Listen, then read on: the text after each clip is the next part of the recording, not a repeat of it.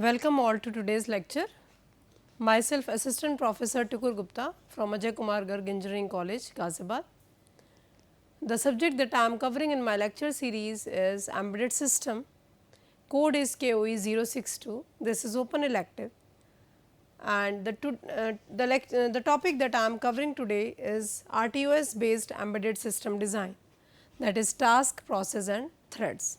So, I will be discussing some basic terms which are used in RTOS designing. First of all, let us understand the operating system basics. What is operating system? It acts as the bridge between the user application and the underlying hardware resource. So, let us understand by this diagram. So, these are the user applications. Here lies the application programming interface, that is API. This is the underlying hardware and this is the device driver interface. In between the user applications and underlying hardware, there lies the operating system, and kernel is the core of the operating system, which manages the different functionalities, that is memory management, process management, time management, file system management and input output system management. So, basically what operating system is doing, it is managing the resources and makes them available to the user applications and tasks on the need basis. So, the primary functions of operating system are: it makes the system convenient to use and it organizes and manages the system resources effectively and efficiently and correctly. So, kernel is the core of operating system and it is responsible for managing the system resources and communication among the various hardware and other system services. General purpose operating system. So, before going into the details of GPOS and RTOS, let me tell you that the broadly the operating systems are classified into two types, that is general purpose operating system and real time operating system. When we talk about general purpose operating system, these are deployed in general computing systems. Kernel is more generalized here and contains all the required services to execute generic applications. It may inject random delays into application software, causing slow responsiveness of an application at unexpected times. So, on the other hand, when we talk about the real time operating system, time responsiveness is very much essential there and the delays cannot be introduced and these delays cannot be expected in the RTOS based systems. So, GPOS are usually deployed in computing systems in the personal computers or desktop, where deterministic behavior is not the criticality, it is not an important criteria. So, the examples of the general purpose operating systems are Windows XP, MS DOS, etc. When we talk about real time operating system, these are deployed in the embedded systems demanding real time response. So, these are deterministic in execution behavior, they consume only known amount of time for kernel applications.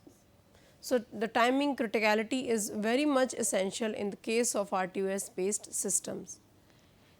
They implement scheduling policies for executing the highest priority task always. So, tasks in case of RTOS are prioritized and accordingly they are executed.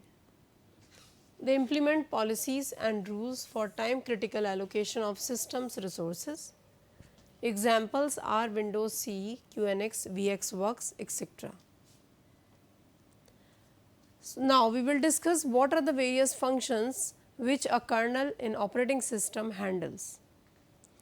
So, the kernel of real time operating system is known as real time kernel, and in complement to the conventional operating system kernel, the real time kernel is highly specialized and it contains only the minimal set of services required for running the user applications or tasks. So, one of the very basic function of kernel is the process management, or we can say task management. It deals with setting up the memory space for the tasks, loading the tasks code into the memory space, allocating the system resources, setting up of the task control block, that is the TCB for the task, and task or process termination or deletion. So, these are the very basic functions related to the task, that is the memory allocation, deallocation, and the system resources allocation and deallocation, setting up of the task control block, all these are done by the kernel. A task control block is used for holding the information related to the task. Another important function of kernel is task or process scheduling. So, for this purpose the kernel application is used, which is known as the scheduler, and it handles the task scheduling. Scheduling means sharing the CPU among the various tasks. So, the task scheduling decides that the when and how much, for how much time the CPU will be allocated to a particular task and how it will be synchronized between the various tasks. So, the scheduler is nothing but an algorithm implementation which performs the efficient and optimal scheduling of tasks to provide a deterministic behavior. So, the proper allocation of the CPU is very much necessary among the various tasks to ensure the proper functioning of the system. Another important task is task or process synchronization. It deals with synchronizing the concurrent access of a resource which is shared among multiple tasks and the communication between the various tasks. So, when the single resource is shared between the various tasks or processes, so it has to be synchronized. So, there must be a proper synchronization between the various tasks for the allocation of that particular resource, and this is done by kernel. Another important function of kernel is error or exception handling.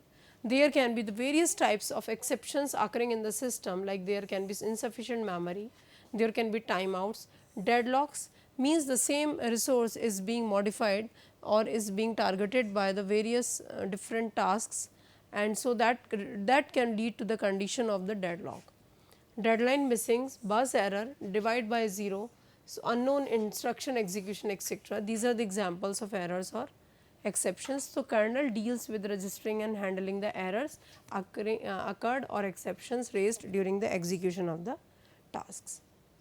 Errors or exceptions can happen at the kernel level services or at the task level. So, on the kernel level deadlock is an example for kernel level exceptions, and timeout is an example of task level exception. Now, we talk about the memory management, which is yet another important function of kernel. The memory allocation time, it increases depending upon the size of the block of memory which has to be allocated, and the state of the allocated memory block, like whether it is initialized memory block or uninitialized memory block, because initialized memory block takes more time than uninitialized memory block to be allocated. So, this is what is all about memory management, and this is done by kernel. Since predictable timing and deterministic behavior are the primary focus for RTOS, so RTOS achieves this by compromising the effectiveness of memory allocation. Another important function is interrupt handling. Interrupts inform the processor that an external device or an associated task it requires immediate attention of the CPU. So, all the buses of the system are deliberately left by the CPU, and in this way another master can control the CPU and can have the hold of the CPU over it. So, the main process that was going on, it is being terminated and the CPU is being transferred to another master. So, in this way interrupts occur. Interrupts can be either synchronous or asynchronous. Interrupts which occurs in sync with the currently executing task is known as synchronous interrupts, and asynchronous interrupts are interrupts which occurs at any point of execution of any task and they are not in sync with currently executing task. Another important function is time management. So, accurate time management is essential for providing precise timing reference for all applications. So, for this purpose real time clock is very important, plays very important role as the hardware chip, or we can say a hardware timer, and this is used by the kernel for accurate timing applications. Hardware timer is programmed to interrupt the process or controller at the fixed rate. So, this timer interrupt is known as the timer tick. Now, we come to another important term, that is job or the task. Let us understand what this job or task means in terms of RTOS. So, job in computing refers to the unit of work. In essence, it is an activity. Job is nothing but an activity executed by the computer system either in response to an instruction or the part of normal computer operations.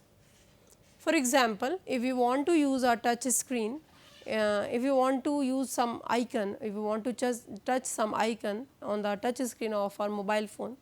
So, what we actually do is that the user is required to issue the instructions to the computer system either through the mouse clicks or a set of commands to open the word processing program. So, in this way this is another this is an example of the job or the task, like if either we want to use our mobile phone, some icon on the mobile phones, or we want to use the word processing file on our computer systems. So, we have to give a stimuli to this, like by clicking the mouse or by touching the icon on the mobile phone, and that particular application shall be opened. So, this job is usually made up of one or more tasks. So, we need to perform certain tasks to open up some application. So, jobs in an operating system are usually scheduled by the job scheduler, which determines which jobs must be executed at a specific times in the specific order and how the CPU has to be allocated to that. So, the job of the scheduler is to allocate the CPU at the required time. The most operating systems employ one or two methods for executing the jobs, that is batch processing or multitasking. Batch processing groups several jobs together before processing them, while multitasking executes several jobs simultaneously.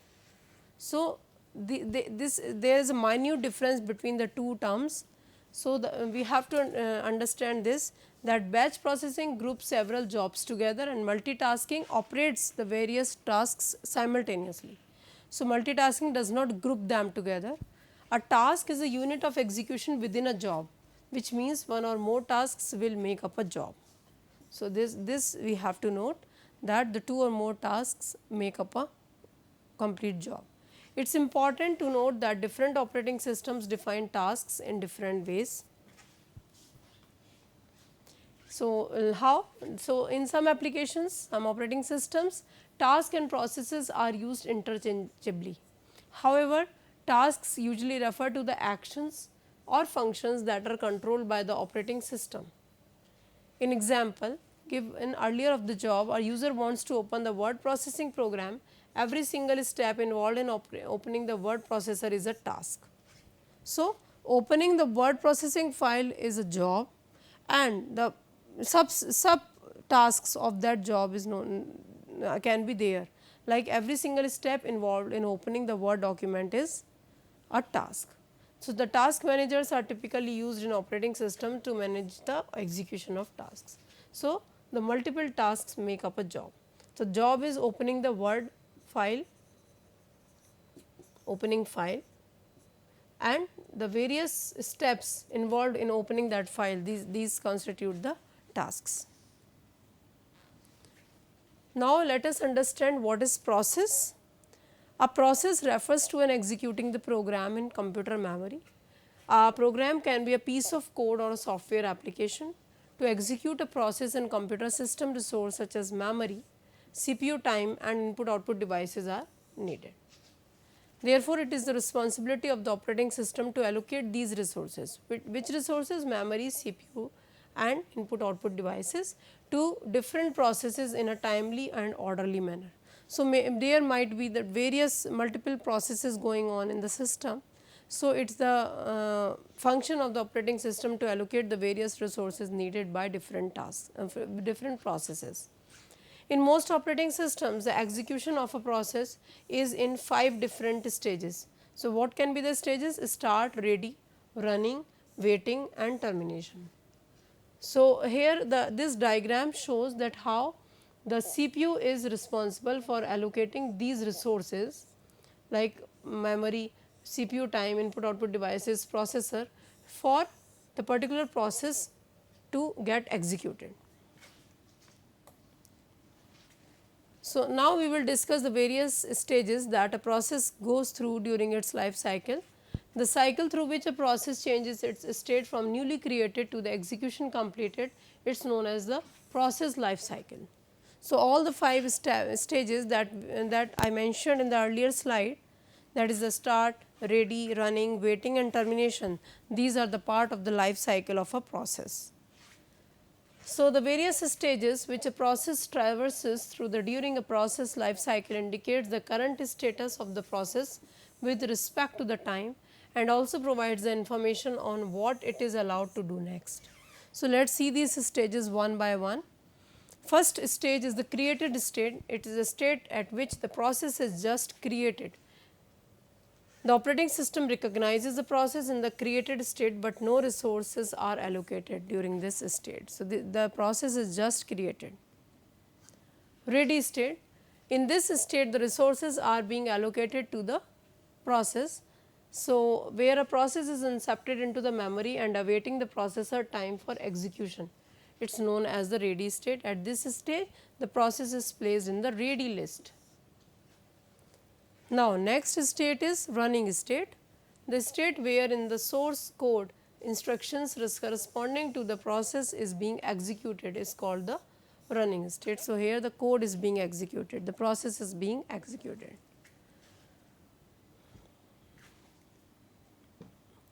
Next state is blocked state or wait state. It refers to the state where a running process is temporarily suspended for execution and does not have immediate access to the resources. This is the blocked state or the wait state. So, blocked state might have invoked by various conditions like the process enters a wait state for an event to occur, example waiting for the user input such as keyboard input. So, it can enter in such a state or waiting for getting access to the shared resource like semaphore, mutex, etc. So, this can also be a situation. So, in such situations the process may enter either the wait state or the blocked state. Last state is the completed state where the process is sought to be to complete its execution. The execution has been completed. So, the transition of a process from one state to another is known as state transition. It can be a transition from the running to the blocked state or the ready to the running state. So, when a process changes its state from ready to running or from running to blocked or from blocked to running, the process CPU allocation may also change. So, it depends upon the state that what all resources on the CPU have to be allocated to the particular state. So, this figure shows the overall transitions from the one state to another. This is the created state, this is ready state, this is blocked, this is running state and this is completed state. So, after the state being after the process being created here, so now the resources during the ready state the resources are being allocated to it. Now, since it is selected for execution, now it comes to the running state. It may go to the blocked state from the running state in case of certain conditions, and finally, when the execution is completed, it comes to the completed state. In this way, all the 5 states are the part of any process life cycle. Now, when we talk about the structure of the process, it is just like a small processor, and the concept of process leads to the concurrent execution, that is pseudo parallelism of tasks and thereby the efficient utilization of CPU and any other resource. The concurrent execution is achieved through the sharing of CPU among the processes. So, what are the various parts of the CPU is? So, it is just like a processor in properties, and it holds all those things which are a part of processor also. Like there is a stack pointer, there are the working registers, there are status registers, there is program counter to hold the address of the next instruction to be executed. So, these are all the parts of a big processor, and likewise these are also a part of process. So, we can say a process mimics a processor in properties and holds a set of registers, process status, program counter to point to the next executable instruction of the process. A stack for holding the local variables associated with the process and the code corresponding to the process. So, these are the few important parts which are the part of process, that is a set of registers and the program counter. Next is the stack and the which is holding the local variables and the code corresponding to the process. So, these are the essential parts of any process and forms the complete structure of the process. Now, how the memory is allocated for a process? The memory occupied by the process is segregated into three regions, namely stack memory, data memory and code memory, and as the names of these regions are suggesting, these are used to hold the temporary variables and then the data or the code. So, the stack memory here holds all the temporary data such as variables local to the process. Data memory holds all the global data for the process. Code memory contains the program code or the instructions corresponding to the process. On holding a process into the main memory, a specific area of memory is allocated for the process. The stack memory usually starts at the highest memory address. This we have to understand from the memory and area allocated for the process depending upon the operating system kernel implementation. So, many a times the stack memory is organized in such a way that it starts from the highest address, and as we go on pushing some data into the stack, the address decrements. So, there is a decrement in the area as we go up, as we increases the data, as we add the data into the memory. The last very important term in case of operating system is a thread. What is thread? It is a flow of execution through the process code with its own program counter that keeps track of which instruction to execute next. System registers which holds its current working variables and a stack which contains the execution history. So, this is also known as the thread of execution or the thread of control. There can be more than one thread inside a process. Each thread of the same process makes use of a separate program counter and stack of activation records and control blocks. So, there can be a presence of multiple threads inside a single process, or there can be a single thread. Let us understand this concept using this figure. Like this is a process, single process P with single thread. So, when we are having a single thread inside a process, there is a code, there is the data and files, there is a single group of registers, counter and stack. But when we are having the multiple threads, like there are 3 threads available in this process. So, the code is common to all, data files are also common, but the register, counter and stack pointer these are separate for all the 3 separate threads. So, whatever the basic parts of the processors are, the process is there, that is the set of registers, the stack and the counter, program counter. So, every thread, each and every thread is having its separate set of these 3 parts. So, thread is also known as a lightweight process. The idea is to achieve parallelism by dividing a process into multiple threads. So, threads leads to the advantage of having parallelism in the system operation. For example, in a browser, multiple tabs can be different threads. So, multiple tabs opened in the browser are treated as the different threads. MS Word uses multiple threads, that is one thread to format the text, another thread to process inputs, etc. The advantages of the threads are that it takes far less time to create a new thread. in an existing process than to create a new process. So, that is why we use the threads instead of multiple processes. Threads can share the common data, they do not need to use inter-process communication. Like in this figure we can see that they are using the common data and code. Context switching is faster when working with threads as compared to the process. It takes less time to terminate a thread than a process. So, these are certain advantages associated with the threads, and that is why we should make a practice of using multiple threads within a process. These are certain differences which can be easily understood and between the process and thread. When we talk about the process, process is heavyweight or resource intensive. Thread is lightweight, taking lesser resources than a process. Process switching needs interaction with operating system, but when we want to switch between the threads, we do not need to interact with operating system. In multiple processing environments, each process executes the same code, but has its own memory and file resources. All the threads can share the same set of open files or child processes. So, this is another advantage. If one process is blocked, then no other process can execute until the first process is unblocked.